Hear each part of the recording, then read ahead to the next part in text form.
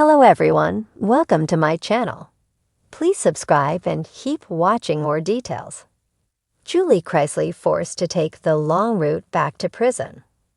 Julie Chrisley is en route back to prison following her resentencing hearing last week. The Chrisley Knows Best star seems to be taking the long way back to FMC Lexington, where she will serve the remainder of her sentence. It could possibly take Julie up to 60 days to be back in the Bureau of Prisons, BOP custody. Here's what we know about Julie's resentencing and her upcoming travel back to Kentucky. Todd and Julie Chrisley were first sentenced to 19 years, combined in prison in 2022 for bank fraud and tax evasion. They immediately began the appeals process. The couple reported to prison in January 2023. As fans know, Julie Chrisley attended her resentencing hearing in Atlanta, Georgia, on September 25. The court previously vacated Julie's sentence due to insufficient evidence that the reality star was involved in the crimes prior to 2007. However, the judge ruled to keep Julie's sentence the same. She received the same initial 84-month sentence that she received in 2022. Of course, there will be reductions for good behavior, and her sentence was already reduced by 14 months. As far as the court is concerned, though, the 7-year sentence was adequate for what she was convicted of. This came as a shock to her daughter, Savannah Chrisley, who thought that she'd receive some additional time off from her sentence. Savannah also publicly slammed the judge and prosecutor outside the courthouse following the hearing last week. The Chrisley Knows Best star said the judge chastised her in court, stating that she'd been lying to Chloe and Grayson Chrisley about when Julie would be coming home. Upon leaving the courtroom, Savannah Chrisley called the prosecution uneducated. Now, fans think that Savannah's words may have had an impact on Julie Chrisley behind bars. As previously reported, Julie was forced to take the long way to her hearing in Atlanta. She spent around 45 days on the road, give or take. This is something that wardens allegedly do to inmates who complain too much. Savannah has been extremely vocal about injustice in the prison system since her parents have been incarcerated. Many people believe that her comments have impacted how her mom and dad are being treated. Fans believe that Savannah is continuing to get her mom, Julie Chrisley, in trouble. One person took to Reddit to discuss it. They wrote, "I noticed they are sending JC back to Kentucky via the long route. It must be the same route she took to Georgia. She's still not in BOP custody. One day Sassy will learn to keep her mouth shut. But until then, enjoy the ride, Jules." It could potentially take up to 60 days for Julie Chrisley to return to FMC Lexington in Kentucky. The air in Kentucky was heavy that morning, thick with a kind of silence that only comes before a storm. Julie Chrisley sat quietly in the back seat of a government SUV, hands folded in her lap, her eyes fixed on the endless stretch of highway. The drive was supposed to be straightforward, point A to point B. But nothing in Julie's life had ever been simple, and today was no exception. Julie was on her way back to prison after a brief reprieve, the kind of bureaucratic shuffle that sometimes occurs when inmates are moved for medical reasons, hearings, or facility changes. For a woman who had once lived in marble-floored mansions, flying first class and dining under chandeliers, being ferried across state lines in a convoy of black vehicles was a sobering reminder of how far she had fallen. But what struck her most wasn't the fact that she was returning to confinement. It was that the journey had been rerouted. Instead of the direct interstate path, Julie was forced to take the long way back.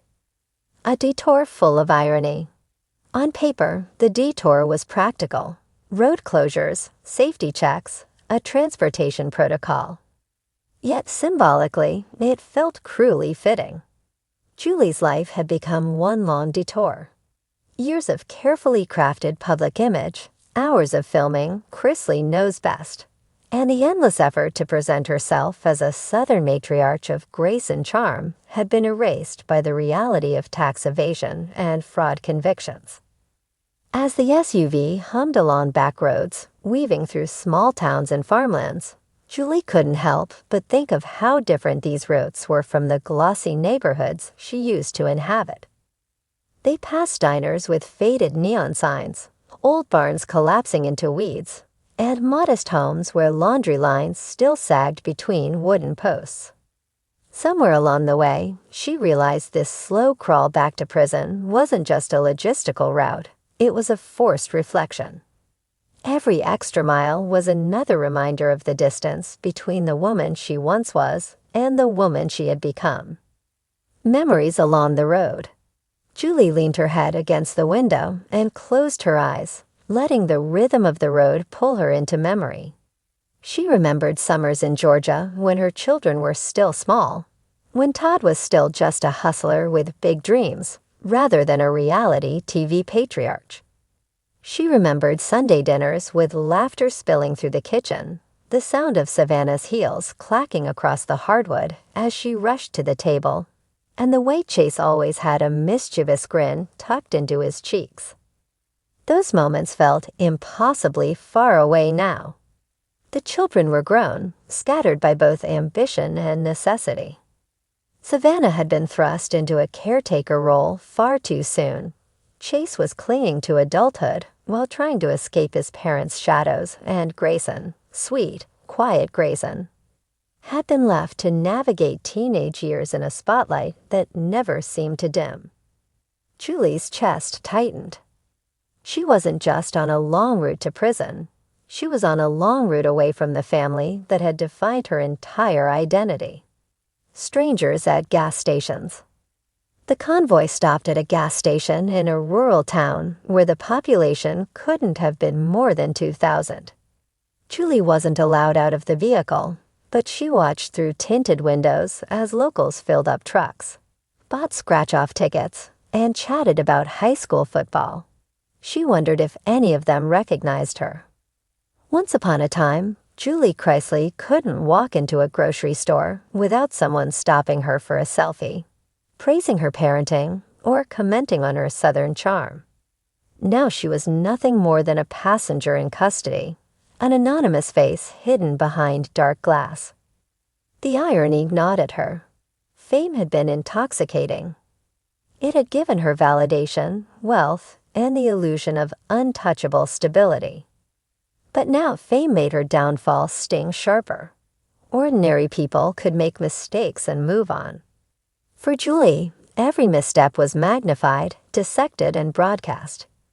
Even this detour, the long ride back to prison, would eventually become fodder for gossip sites. Conversations with herself. Back on the road, Julie tried to keep her mind occupied. She whispered prayers under her breath, sometimes asking for strength, other times bargaining with God for mercy. She thought about her mother, Nanny Faye, whose resilience had been a beacon through all of this. Nanny Faye had kept her humor, even as her son and daughter-in-law disappeared behind bars. Julie envied that resilience. Hers felt worn thin, like a piece of fabric frayed at the edges. She thought, too, about Todd. Though they were serving time in different facilities, their fates were still tethered. Their marriage had been tested, stretched, and exposed under scrutiny. Julie wondered if he, too, had been forced to take the long way back to prison at some point, and whether he had drawn the same conclusions, that sometimes God reroutes us not for punishment, but for perspective.